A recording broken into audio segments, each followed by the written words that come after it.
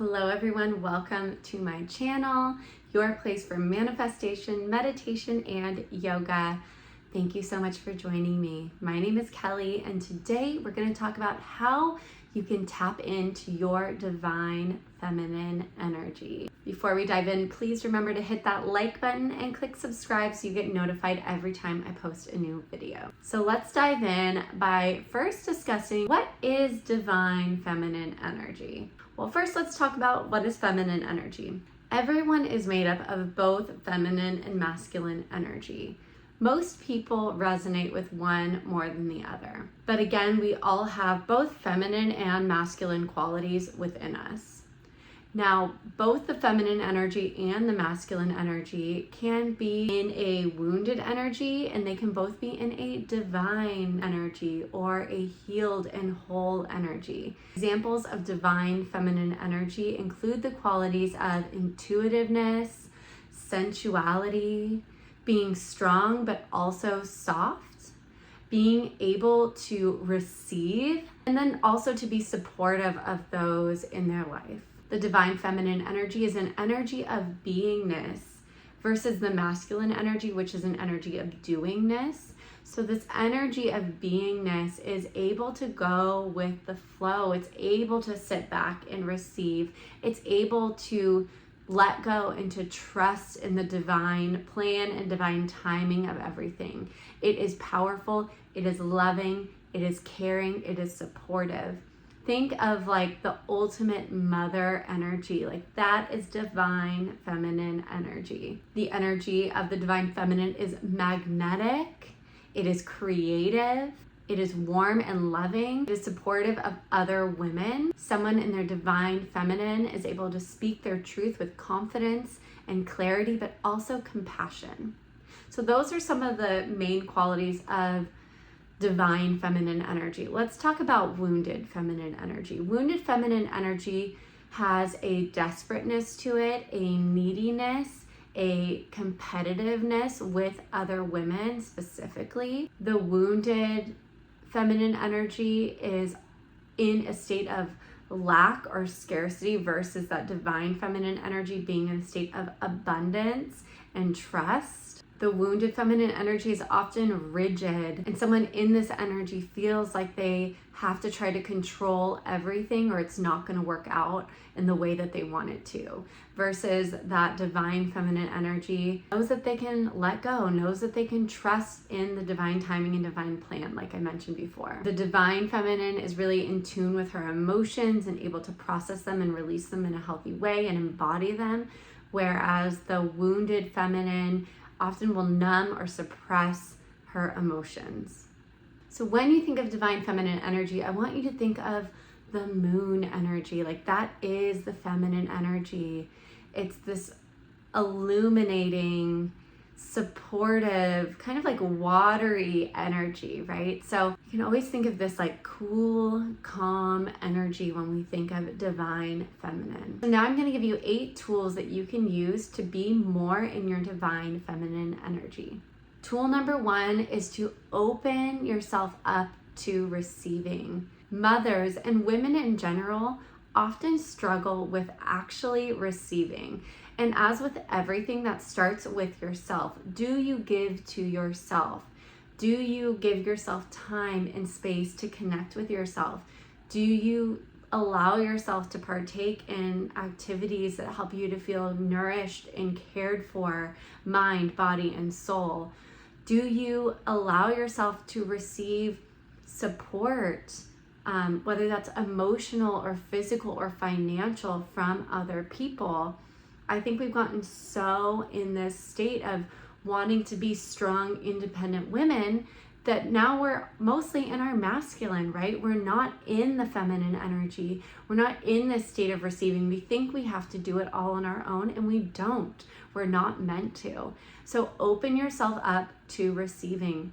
And that can take time, that can take courage, that can take vulnerability. So day by day, as you notice others trying to maybe support you, or as you notice you feeling that you need something, rather than pushing it away as you maybe did in the past, with each day, allow yourself to take that support, to give yourself that support. And little by little, it will become easier for you to receive. Because again, the feminine energy isn't about doing, it is about being. It is about trusting that when we are in alignment and when we are taking inspired action, not burning ourselves out, but taking action when it's aligned and inspired, that we can kind of relax and receive what we are desiring. This second tool kind of piggybacks on the first one, but it is basically to stop doing so much, to ask for what you want, and then to let go and trust in divine timing. As I mentioned before, that rigidity is a quality that comes with being in our wounded feminine energy, which means we don't feel like we are deserving or capable of receiving. So when you notice that you are holding on really tight to something that you desire, or to an expectation of yourself or someone else, when it's feeling rigid, when it's feeling tight, when you're not feeling relaxed, see if you can consciously take a step back, maybe take a deep breath or 5, and let it go. Okay, so we want to ask for what we want. Okay, that's super important, whether we're asking the universe or our partner or our boss at work. Ask for what you want, but then let go. As inspiration comes in, you can take action steps. It's not about just sitting back, because then nothing's going to happen. It's not about just sitting back and waiting for everything to come to you. It's about taking inspired action, but then feeling safe enough to take that step back and see what comes to you, whether it's guidance or something more physical or tangible. Tool number 3 is to dress the part. When you think of divine feminine energy, what comes to mind? What is that divine feminine version of you wearing? Let yourself wear it, right? For me, it's earrings, jewelry. I love jewelry. A lot of times it's like a flowing dress or the color white. It's having my hair down and curled. Or sometimes it is having it up and having like my earrings showing. So it's going to be different for everyone. So I want you to really take a moment and think about, when you visualize yourself as this divine feminine you, right? What is she wearing? What does she look like? What is her energy like? I think that, clothes and jewelry and the way that we choose to dress this body that we're in can really help us to feel good, or it can make us feel bad, right? So I love this step. It can make it really fun. Get creative with what you're wearing. Don't worry about what other people are wearing or what they think.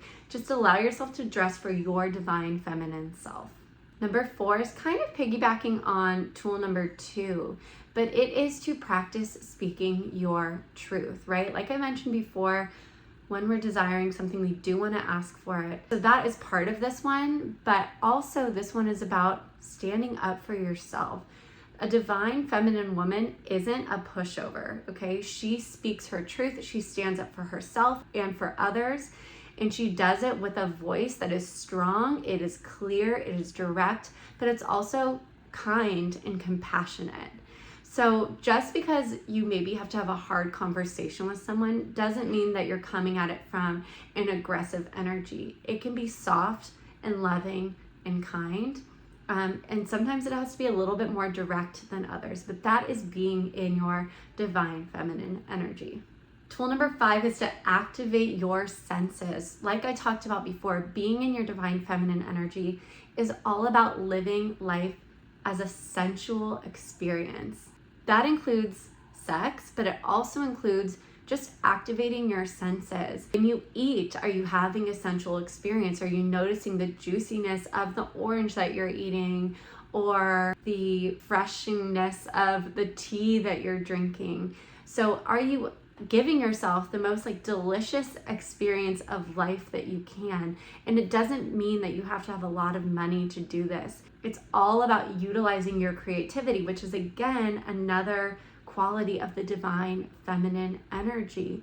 So how can you give your senses a sensual experience on a day-to-day basis. Being more present and connected in each and every moment is very important to this process. So really connecting with your food as you eat it. Letting your ears have a sensual experience by playing music that helps you to feel that way as you're cooking or you're eating or you're exercising or you're just lounging at home because you're in your divine feminine energy and you're just lounging because you're here to receive. Activate all of the senses: sight, smell, touch, taste. Give yourself that sensual experience. Number 6, take part in divine feminine activities.